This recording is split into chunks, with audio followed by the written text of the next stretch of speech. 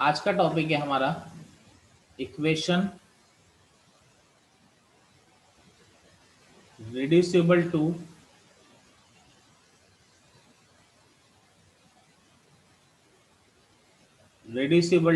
Linear differential equation. Equation reducible to linear differential equation. ठीक है। अब देखिए इसका एक और नाम होता है, जो दूसरा नाम होता है वो भी बता देता हूं,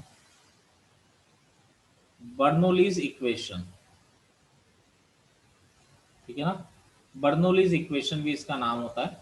ठीक है, तो चलिए नाम में तो क्या रखा है। अब देखिए इसकी पहचान क्या होती है। सबसे बात ये कि पहचानेंगे कैसे।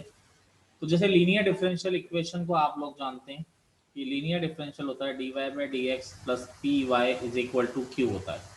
ठीक है, ये क्या होता है, dy by d x plus p y is equal to q y की पावर n।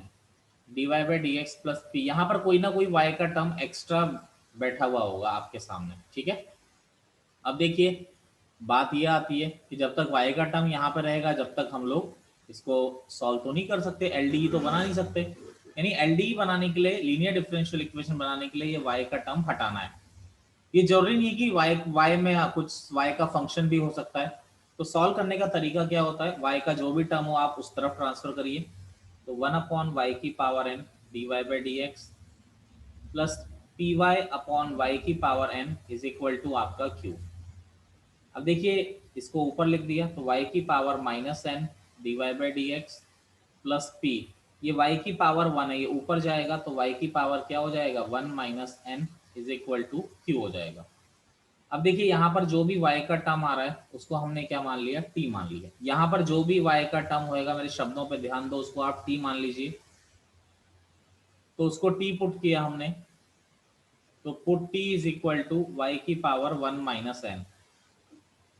तो d t upon d x, ध्यान दीजिएगा सबसे पहले x की पावर n, तो x की पावर n का क्या होता है n, x की पावर n माइनस वन, फिर y का क्या हो जाएगा dy बाई डी एक्स, ये कैंसिल हो गया। तो d t upon d x, ये 1 माइनस एन को नीचे ले आए इधर, इज इक्वल टू क्या बचा आपका y की power minus n d y by d x. ये आपका एक सेक्शन बच गया। तो यहाँ पर क्या आ रहा है y की power minus n d y by d x. तो देखिए अब क्या हो गया, आप जैसे ही यहाँ पर इसको रखते हैं, रिप्लेस करते हैं, आपकी एल डी बन जाएगी। तो y की power minus n d y by d x की जगह क्या रखा, 1/1 minus n d t upon d x plus का p, ये आपने t माना था, p t is equal to q. 1 minus n से पूरी इक्वेशन को मल्टीप्लाई कर दिया, तो d t upon d x plus p into 1 minus n t is equal to q into 1 minus n. ये आपका आराम से, ये आपका बन गया दोबारा लीनियर डिफरेंशियल इक्वेशन में कन्वर्ट हो गया। और लीनियर डिफरेंशियल इक्वेशन को सॉल्व करना हम लोग जानते हैं। क्लियर है? Yes sir. तो इस पर प्रॉब्लम्स अगर हम देखते हैं तो देखिए क्वेश्चन को अगर हम देखें तो dy by d x minus 2y upon x is equal to y की पावर 4। अब y की पावर 4 को नीचे ले आए, 1 अपॉन वाई की power 4 dy by d x minus 2y upon x y की पावर 4 इज इक्वल टू 1। ठीक है, इसको इस तरह से लिख दिया, y की power minus 4 dy by d x, यहाँ आ गया 2 अपॉन एक्स, ये हो गया y की पावर माइनस 3 इक्वल टू 1। मैंने बोला आपको यहाँ जो भी y का टर्म हो उसको आप क्या पुट कर दीजिए, t पुट कर दीजिए। ठीक है, यहाँ जो भी y का टर्म होगा आप उसको t पुट कर दीजिए। तो आपने पुट कर दिया t is equal to y की पावर माइनस 3,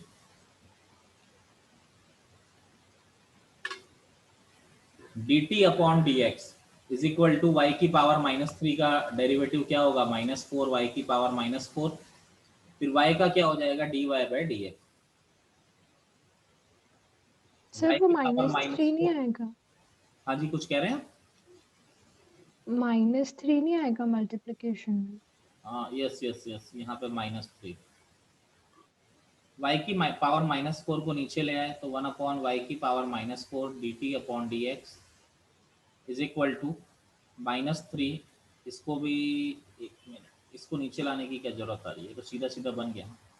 -3 को ले आए तो -1/3 dt upon dx is equal to y की power -4 dy by dx।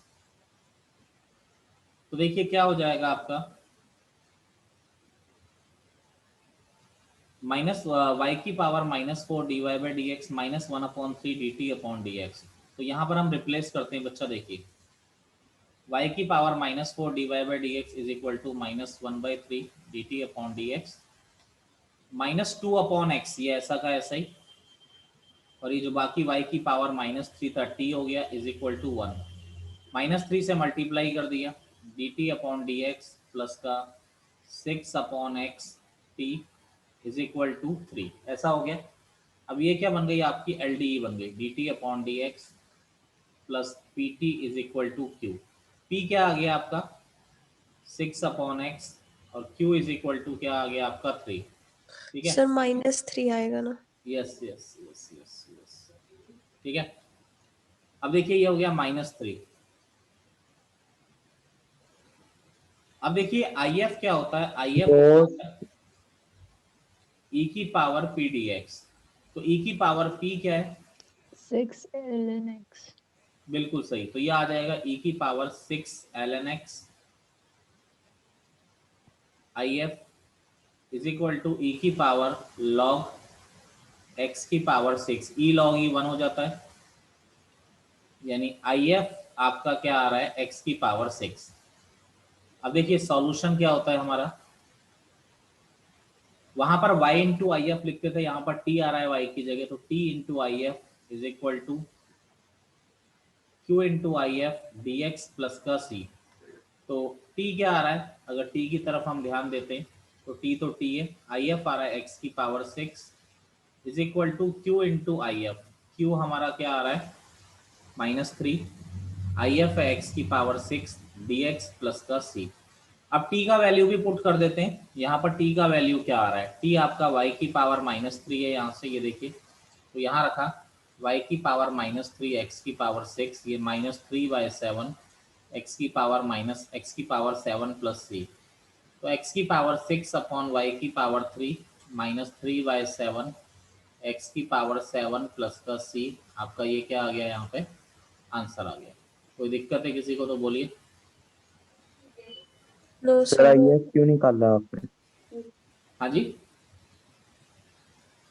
I F इसलिए निकाला, ये लीनियर डिफरेंशियल इक्वेशन है, लीनियर डिफरेंशियल इक्वेशन को हम कैसे निकालते हैं, आई एफ निकाल के ही सॉल्व करते हैं। ठीक है सर, ठीक है, लेकिन उन्होंने तो बस लीनियर डिफरेंशियल इक्वेशन निकालने को बोला। नहीं नहीं, उसने पूरा सॉल्व करने को बोला जाता है बेटा। सॉल्व करने का मतलब आपको कर्व का वैल्यू निकालना पड़ता है ना, नहीं समझे मेरी बात। समझ गया सर, समझ। अब देखिए अगला क्वेश्चन,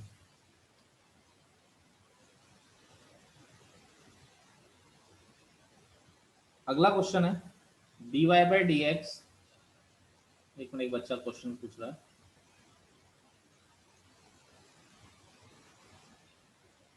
डिग्री ऑफ होमोजेनिटी मतलब क्या हुआ, क्या बोल रहे हैं आप?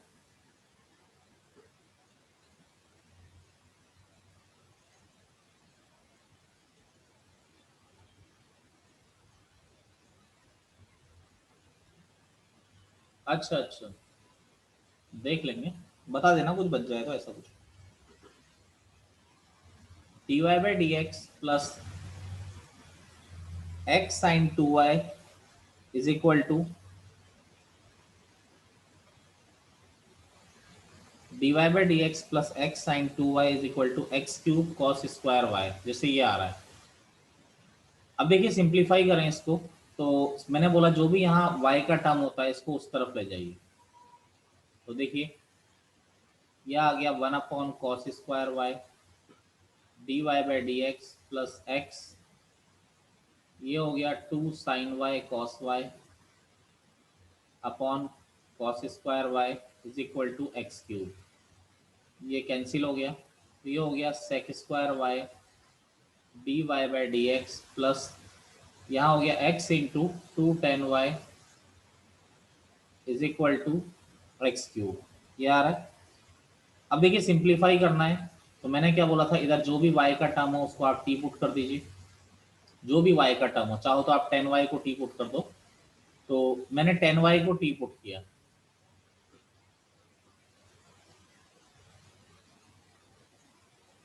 तो dt upon d x simple differentiation है, 10 का हो जाएगा सेक स्क्वायर वाई, y का d y by d x.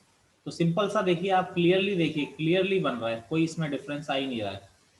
तो यहाँ अगर आप देखेंगे तो sec square y d y by d x क्या आ रहा है, d t upon d x plus क्या आ रहा है, ये 2tx, ठीक है,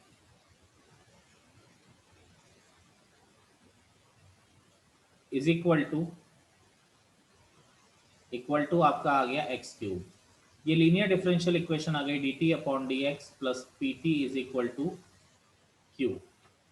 तो यहाँ पर अगर हम कंपेयर करते हैं तो आप देखेंगे P is equal to 2x आ रहा है और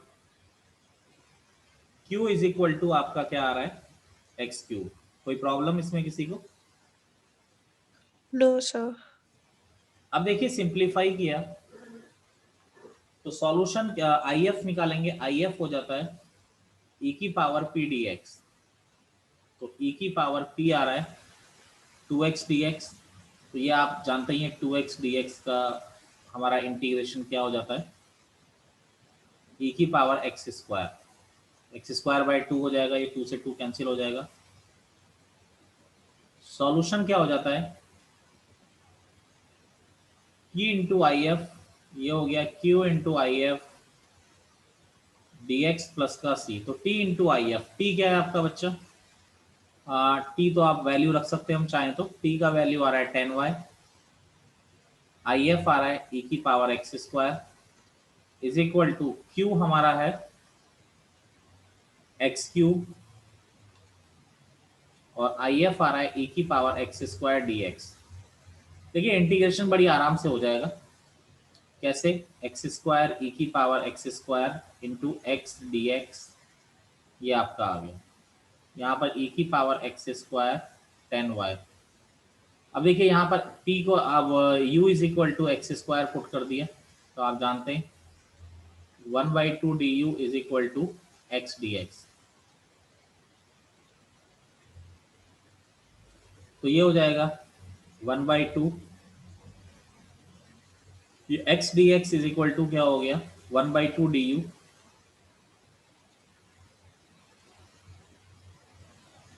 और ये हो गया u ई की पावर u। ये क्या हो गया सेकंड फंक्शन, ये क्या हो गया आपका फर्स्ट फंक्शन, ई की power x square into 10y। By parts लगाया तो आप जानते ही हैं ई की power u, u minus 1 plus का c आपका क्या आ जाएगा, आंसर आ जाएगा। तो ई की power x square 10y is equal to 1/2, u का वैल्यू रखा, यू का वैल्यू क्या आ रहा है एक्स स्क्वायर, ये एक्स स्क्वायर माइनस 1 प्लस का c, ये आपका क्या आ जाएगा आंसर। कोई प्रॉब्लम किसी को, बोलिए एनीवन? नो सर, क्लियर है। चलिए, तो मुझे लगता है आप लोग समझ गए किस तरीके से इसको करना होता है। ऐसी कोई दिक्कत वाला काम है नहीं इसमें, आप बड़ी आसानी से इसको कर भी सकते हैं। तो नेक्स्ट टॉपिक एक बार देख लीजिए, करिए एक प्रॉब्लम ट्राई करिए। क्वेश्चन है आपका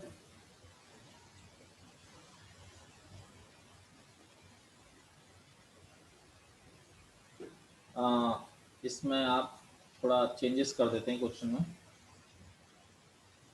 छोटा ही क्वेश्चन देते हैं। D y by d x plus x y is equal to x y square. Try करिए, 1 मिनट में मिलते हैं। चलिए देखिए, मैं ही करा देता हूँ, अब किसी का आंसर करेक्ट नहीं है इसमें। तो देखिए वाई स्क्वायर को नीचे लाए तो 1/y² आना चाहिए था आंसर में, लेकिन plus x/y is equal to x. अब देखिए यहाँ पर जो भी y का टर्म आता है उसको मैंने बोला था t मानिए, 1/y का जो डेरिवेटिव होता है वो -1/y² dy/dx, माइनस को उधर ले गए तो -dt/dx is equal to 1/y² dy/dx, ऐसा बन गया। तो ये क्या आ गया, 1/y² dy/dx is equal to minus dt/dx plus 1/y क्या हो गया, t, x is equal to x। ठीक है, माइनस को उधर ले गए, dt/dx माइनस tx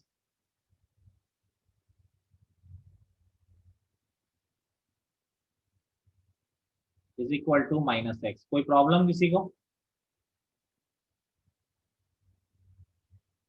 यहाँ पर p क्या हो गया, -x। ठीक है। तो if आप अगर देखें तो if हो जाएगा e⁻p dx, तो e⁻p यानी -x dx, तो ये हो जाएगा e⁻−x²/2, ये if हो जाएगा। Sir x²। सॉल्यूशन क्या होता है, p into if is equal to q into if dx plus का c। तो t क्या है हमारा, t is equal to 1/y, if क्या है e⁻−x²/2 upon y, q into if, q आपका क्या हो गया, q आ रहा है -x, ये आ गया -x²/2 dx प्लस का c। चाहो तो यहाँ पे t इज इक्वल टू हम लोग -x²/2 को t मान लिया, dt/dx क्या हो गया -2x/2, तो dt इज इक्वल टू क्या आ गया -x dx। कोई प्रॉब्लम किसी को? तो यह आ गया e⁻−x²/2 upon y is equal to ये हो गया e⁻t dt प्लस का c, तो ये हो जाएगा e⁻t प्लस का c, और e⁻t क्या आ रहा है e⁻−x²/2 प्लस का c। ठीक है, ये हमारा क्या आ गया, आंसर आ गया। Clear? Yes, sir. I think इसका आंसर आना चाहिए था, आप लोग क्यों नहीं लाए? देखिए आगे चलते हैं इसमें। तो अगला प्रॉब्लम है हमारा, अगला जो टॉपिक है, मैं टॉपिक स्टार्ट कर रहा हूँ। देखिए बोर्ड के अकॉर्डिंग कंप्लीट है हमारा चैप्टर, ऑर्थोगोनल ऑर्थोगोनल ट्रेजेक्ट्री। सबसे पहली चीज ये होती क्या है, ठीक है, तो इसकी डेफिनेशन मैं लिखा देता हूँ सबसे पहले। ये कोई भी कर्व हो सकता है, ऐसा नहीं है कि कोई फिक्स कर्व है, सर्कल भी हो सकता है, पैराबोला भी हो सकता है, लाइन भी हो सकती है। यानी एनी कर्व, ठीक है, any curve which cuts every member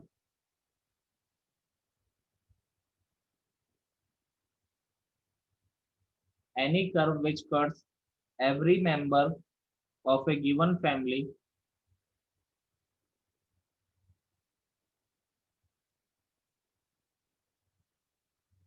of curve, तो ये मीनिंग बताते हैं, of curve at right angle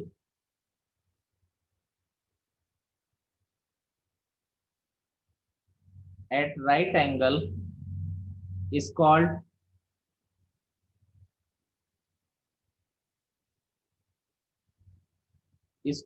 orthogonal trajectory,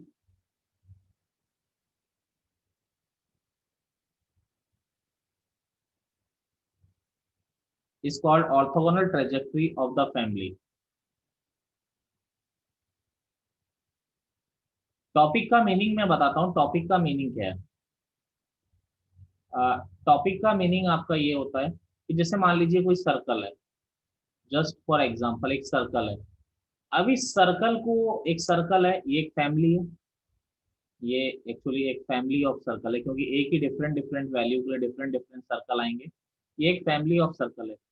तो एक ऐसी फैमिली जो इसको ऑर्थोगोनली कट कर रही है, मान लीजिए ये एक फैमिली है जो इसको आपस में कितने डिग्री कितने ऑर्थोगोनली कट कर रहे हैं दोनों आपस में, तो ये जो फैमिली है इसको हम लोग क्या कहते हैं, ऑर्थोगोनल ट्रेजेक्ट्री कहते हैं। यानी किसी भी कर्व का ऑर्थोगोनल ट्रेजेक्ट्री क्या होता है, जो उसके कर्व को कितने डिग्री पे कट करता है, 90 डिग्री पे कट करता है। यानी दोनों के बीच में जो एंगल होता है वो कितने डिग्री का होता है, 90 डिग्री का होता है। डेफिनेशन क्लियर है आप लोगों को? For yes sir. Example Yes, sir. अभी निकालना बताऊंगा, y equal to k x is the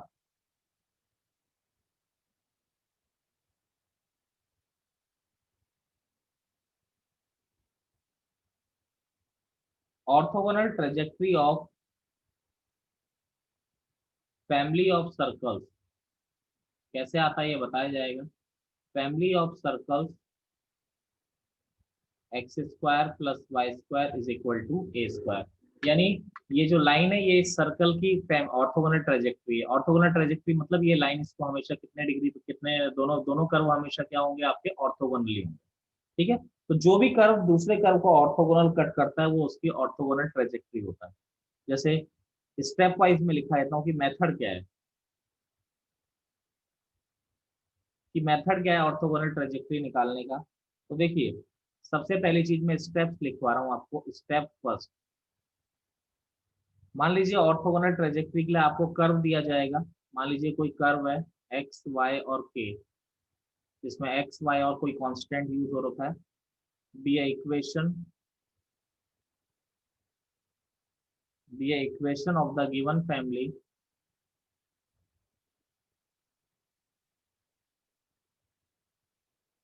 equation of the given family of the curve equation of given family of the curve। ठीक है,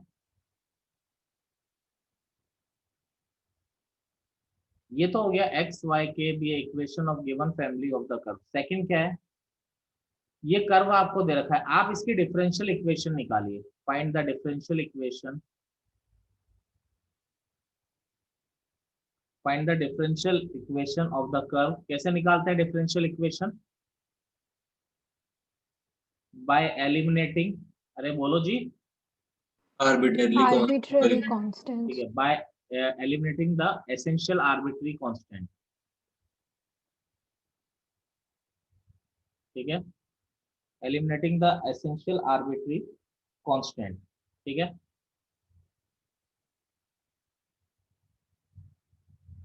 स्टेप आपका थर्ड आ रहा है। स्टेप थर्ड है replace dy by dx by. अब देखिए ये स्टेप बड़ी इंपॉर्टेंट है। देखो अगर दो, मैंने आपको एक एंगल ऑफ इंटरसेक्शन पढ़ाया था टॉपिक, उसमें अगर देखिए दो कर्व अगर ऑर्थोगोनल होते हैं तो क्या होता है, उनकी टेंजेंट की स्लोप का प्रोडक्ट कितना होना चाहिए, -1 होना चाहिए। ये आप लोग पढ़ते हैं एंगल ऑफ इंटरसेक्शन में। ठीक है, तो अगर मैं dy बाई dx को माइनस dx अपॉन dy से रिप्लेस कर देता हूँ तो मुझे क्या मिलता है। ठीक है, अगर ऐसा कर देता हूं तो this will give differential equation of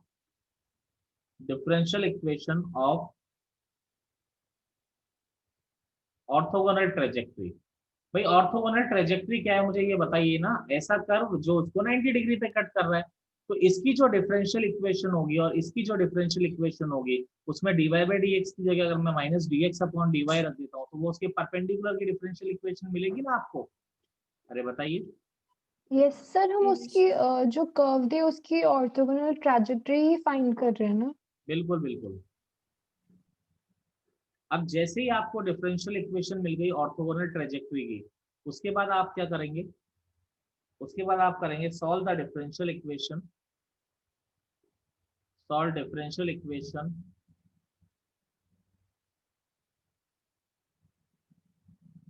of orthogonal trajectory, solve the differential equation of orthogonal trajectory and we get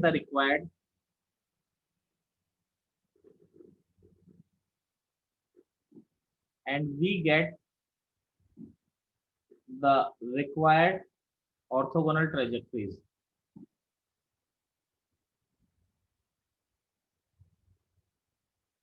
ठीक है, we get the required orthogonal trajectory. ठीक है,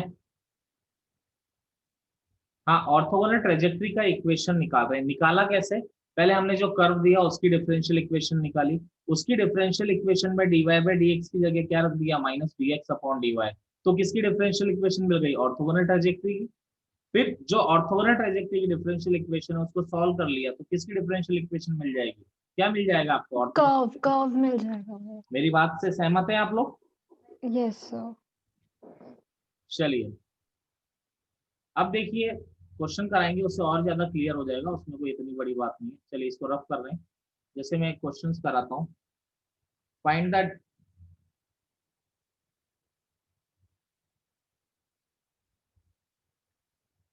the orthogonal trajectory of hyperbola xy is equal to c। ठीक है, इसकी orthogonal trajectory निकालनी है। भाई पहले इसकी डिफरेंशियल इक्वेशन निकालते हैं। एक ही आर्बिट्री कांस्टेंट है, यहाँ पर c आपको दे रखा है आर्बिट्री कांस्टेंट। तो देखिए यहाँ पर इसको डिफरेंशिएट किया तो x dy by dx, product rule लग रहा है, plus y is equal to 0, तो आर्बिट्री कांस्टेंट एलिमिनेट हो गया। तो यानी जो इसकी डिफरेंशियल इक्वेशन हो गई वो क्या हो गई, dy by dx is equal to minus y upon x। अब इसकी ऑर्थोगोनल ट्रेजेक्ट्री की डिफरेंशियल इक्वेशन चाहिए, तो dy बाई dx को रिप्लेस कर दिया by minus dx upon dy। तो यहाँ रिप्लेस किया तो minus dx upon dy is equal to minus y upon x, minus से माइनस कैंसिल हो गया, तो dx अपॉन dy हो गया y अपॉन x। मेरी बात से सहमत है आप लोग? अब देखिए यहाँ पर वेरिएबल सेपरेबल फॉर्म बन गई, इसको अगर सिंप्लीफाई करना है तो यहाँ से x dx is equal to y dy, x dx is equal to ये आपका आ गया y dy। तो differential equation x square by two is equal to y square by two plus का सी, 2 से मल्टीप्लाई कर दिया तो x square plus y square, ये 2c को k लिख दो और क्या, तो x square minus y square is equal to k। ये क्या आ गया आपका बेटा, ऑर्थोगोनल ट्रेजेक्ट्री। क्लियर है मेरी बात आप लोगों को? Yes sir. Yes sir. कोई दिक्कत है किसी को, बोलिए। No sir.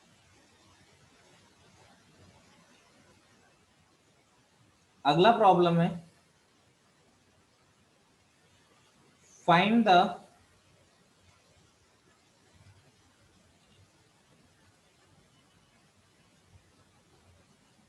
The equation of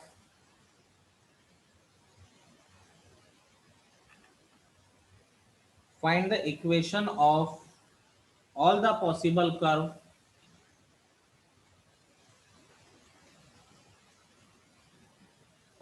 the possible curve that will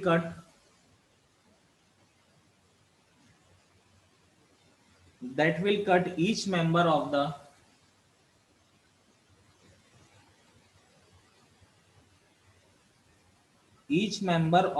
family of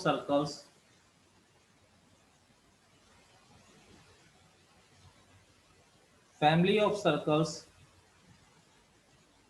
x square plus y square minus 2cx is equal to 0 at right angles।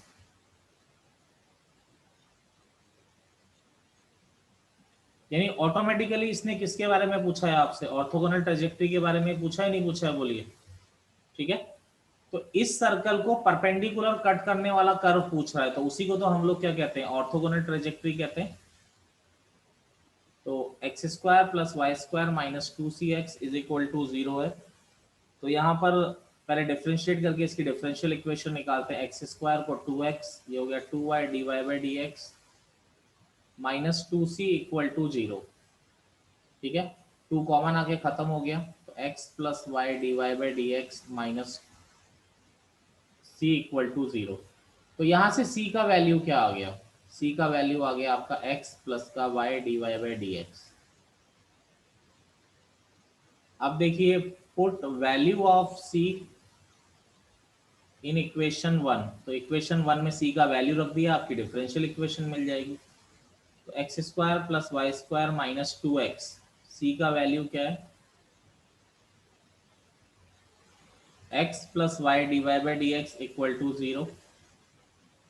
इधर ले गए तो ये minus 2x square minus 2xy d y by d x equal to 0। X square से 2x square क्या होगा, इतने आप लोग समझदार हैं। ये आपकी इसकी डिफरेंशियल इक्वेशन आ गई।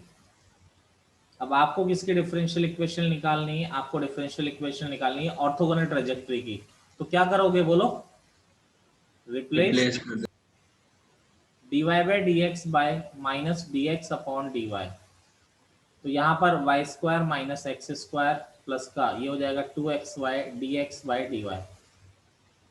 तो देखो एक तो तरीका है, देखो डायरेक्टली मुझे दिख रहा है यहाँ पर कौन सी डिफरेंशियल इक्वेशन बन रही है, जो मेथड मैंने पढ़े होमोजीनियस बन रही। होमोजीनियस के मेथड से कैसे सॉल्व करेंगे, अगर हम होमोजीनियस के मेथड से सॉल्व करते हैं, y इज इक्वल टू क्या पुट कर देंगे, tx पुट करेंगे, बोलिए Yes, sir. ठीक है ना। अब मैंने आपको मेथड पढ़ाया था यूजिंग इंस्पेक्शन, याद है कुछ? Yes, sir. चलो मैं उससे कर देता हूँ एक लाइन में, आप होमोजीनियस से कर सकते हैं, ऐसी कोई बहुत बड़ी बात नहीं है। तो y square d y minus x square d y plus 2xy dx is equal to 0। देखिए वाई स्क्वायर ये dy वाई स्क्वायर से डिवाइड कर दिया तो 2xy dx minus x square d y upon y square, using inspection कर दिया मैंने जल्दी से। तो अब देखिए dy ये क्या होता है, d x square upon y का बनता है, समझ रहे हो, समझे जी। अब यस सर। इसको इंटीग्रेट कर दिया मैंने तो क्या आ जाएगा, y plus x square upon y is equal to सी।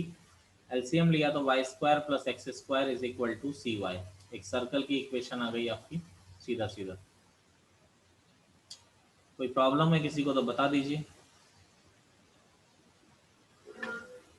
बताइए,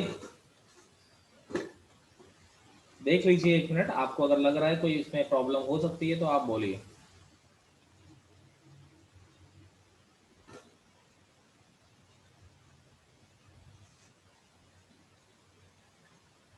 चलिए हटा दें इसको, बोलो जी। सर हाँ यस बोलिए। सर हमने c की वैल्यू क्यों इक्वेट की, उसमें c की वैल्यू क्यों इक्वेट की? डिफरेंशियल इक्वेशन बनाने के लिए हम आर्बिट्री कांस्टेंट हटाते हैं ना, यहाँ से c की वैल्यू आ गई, c की वैल्यू यहाँ पर रख दी तो ये आर्बिट्री कांस्टेंट हट जाएगा ना, जो पहला टॉपिक था हमारा formation of differential equation, okay sir. याद है। Yes sir. चलिए एक क्वेश्चन मैं दे रहा हूँ आप लोगों को, y is equal to c x square, इसका आप बनाइए जरा, देखते हैं क्या बनाते हैं आप लोग, ट्राई करिए।